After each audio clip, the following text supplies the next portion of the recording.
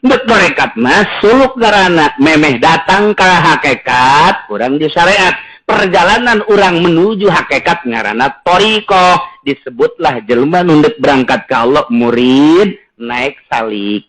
Ketika orang beat ngaranna murid wong kang menuju ing Allah, wong kang ngarepakeun ing Allah. Ketika manehna berangkat ngaranna salik. Tak eta kerenyana salik, suluk disebutna jelemana wong kang suluk ngaranna salik. Tak eta teh geus teu patula patali jeung nu koskarari itu kumaha ngeunahna. Ketika ibadah ngeunahna make jubah lillahi taala asana make jubah.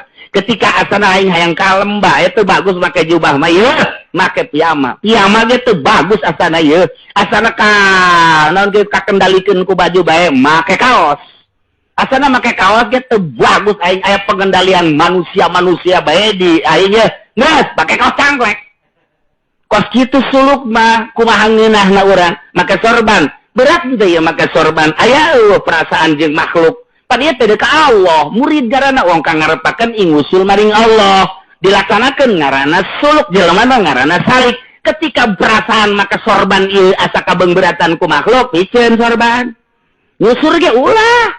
Nyusur ge dideulekeun ya supaya kadeuleu kumaha naonan.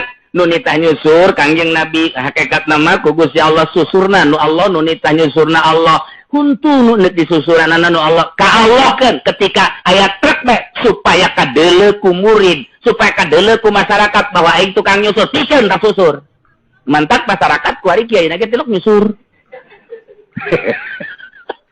Naon anu kira-kira? Contohnya Sayyidina Ali. Ketika Sayyidina Ali radhiyallahu anhu datang ke masjid, tinggalin nyana salat, kaburungan sarokat, gara-gara ieu kebon cilaka aing. Aing dek berjamaah ka kebon heula, kemudian naon ge tinggal sarokat, dibikeun ku Sayyidina Ali kebon. Tah, saha nu hayang?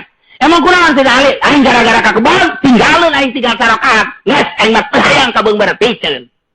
Ngomong mah bisa, coba ente.